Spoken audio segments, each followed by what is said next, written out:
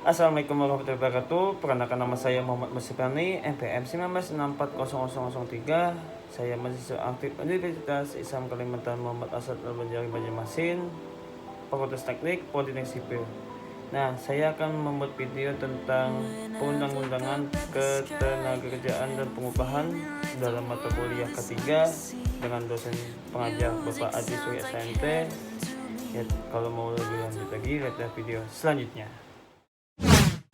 Pengertian ketenagakerjaan. Ketenagakerjaan adalah segala sesuatu yang berhubungan dengan tenaga kerja pada waktu sebelum, selama, dan setelah selesai masa hubungan kerja, baik pada pekerjaan yang menghasilkan barang maupun pekerjaan berupa. Dari aspek hukum, ketenagakerjaan merupakan bidang hukum privat yang memiliki aspek publik, karena meskipun hubungan kerja dibuat berdasarkan kebebasan para pihak, namun terdapat sejumlah ketentuan yang wajib tunduk pada ketentuan pemerintah dalam arti hukum publik. Peraturan dan Undang-Undang Ketenagakerjaan. Berdasarkan Undang-Undang Nomor 13 Tahun 2013 tentang Ketenagakerjaan, dijelaskan bahwa ketenagakerjaan adalah segala sesuatu yang berkaitan dengan tenaga kerja, baik pada waktu sebelum, selama, dan sesudah masa kerja. Peraturan tersebut dilandaskan dengan tujuan sebagai berikut. 1. Memberdayakan dan memberdayagunakan tenaga kerja secara optimal dan manusiawi. 2. Mewujudkan pemerataan kesempatan kerja dan penyediaan tenaga kerja yang sesuai dengan kebutuhan pembangunan nasional dan daerah. 3. Memberikan perlindungan tenaga kerja dalam mewujudkan kesejahteraan. 4. Meningkatkan kesejahteraan tenaga kerja dan keluarganya.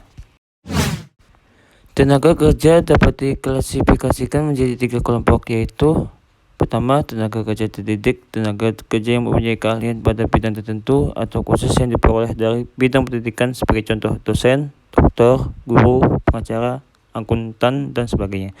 2. Tenaga kerja terlatih.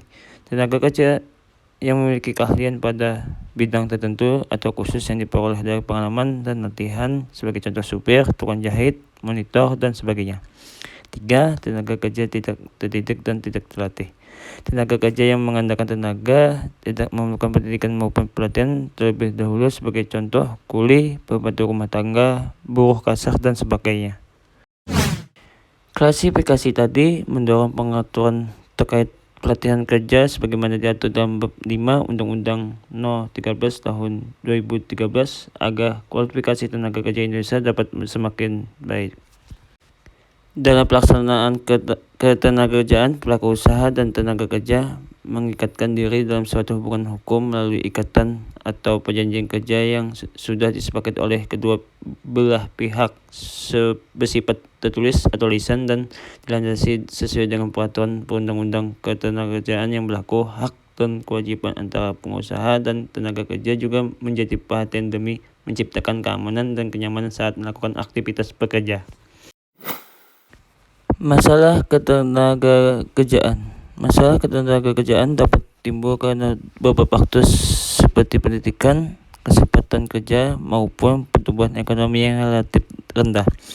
Hal ini dialami oleh banyak negara yang termasuk Indonesia, karena hingga saat ini masih banyak pengangguran, atau lebih tepatnya lagi orang yang tidak dapat bekerja karena minimnya lapangan kerja. 3 masalah ketenagakerjaan yang sering terjadi di Indonesia. Pertama, banyaknya pengangguran. Kedua, lapangan kerja yang rendah. 3, kualitas tenaga kerja yang rendah. Inilah kesimpulannya.